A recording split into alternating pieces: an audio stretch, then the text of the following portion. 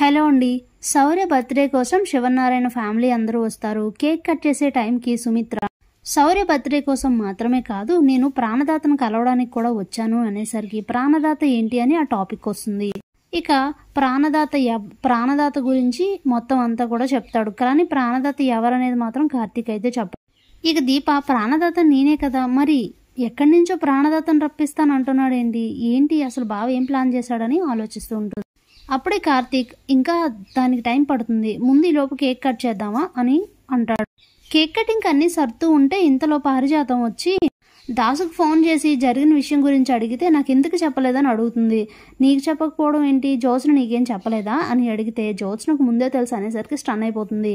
జ్యోత్స్న నాకేం చెప్పలేదురా అని చెప్తే ఏం చెప్పదమ్మా, నీకేం చెప్పదు, కన్న కూతురే హ్యాండ్ ఇచ్చిన తర్వాత ఇంక మిగతా వాళ్ళందరికీ చెప్పి నేను ఎవరినైనా ఎందుకు బాధ పెట్టాలి, నాకు ఎవరి మీద ఏ కోపం లేదు, నువ్వు బాగుంటే చాలని చెప్పి ఫోన్ పెట్టేస్తాడు దాసు.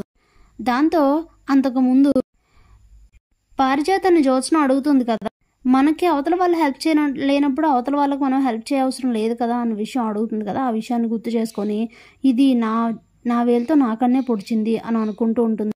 ఇక జ్యోత్స్న వచ్చి పిలిస్తే ఇక కోపంగానే లోపలికైతే కేక్ కటింగ్కి వెళ్తుంది.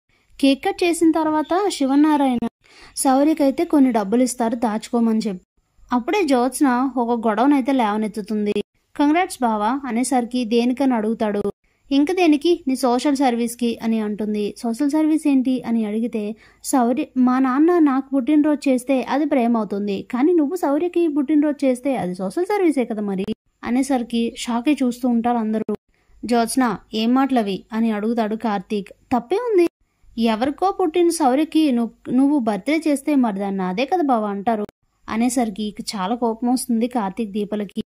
నీకు ఈ మాట అనే అర్హత ఉందా అని అడుగుతాడు దశరథ్. అప్పుడే ఏ అర్హత లేకపోవచ్చు, కానీ నేను అన్న దాంట్లో తప్పేం లేదు కదా డాడీ, నేను అన్నది తప్పని మన వాళ్ళలో ఒక్కనైనా చెప్పమనండి అని అంటే అప్పుడే పారిజాతం ఎవరు ఊహించని విధంగా నువ్వు అన్నది తప్పని నేను చెప్తున్నాను, నీకు రక్తబంధం విలువ తెలీదు, రక్తబంధం ఉన్న వాళ్ళతో సరిగ్గా మసులుకోరు, వాళ్ళ గురించి ఆలోచించరు, కానీ ఏ రక్తబంధం లేని వాళ్ళే గుండెల్లో పెట్టుకొని చూసుకుంటారు, ఆ వ్యత్యాసం నీకెప్పటికీ అర్థం కాదు అని చెప్పి ఊహించని విధంగా పారిజాతం అయితే జ్యోత్స్నకు షాక్ ఇస్తుంది.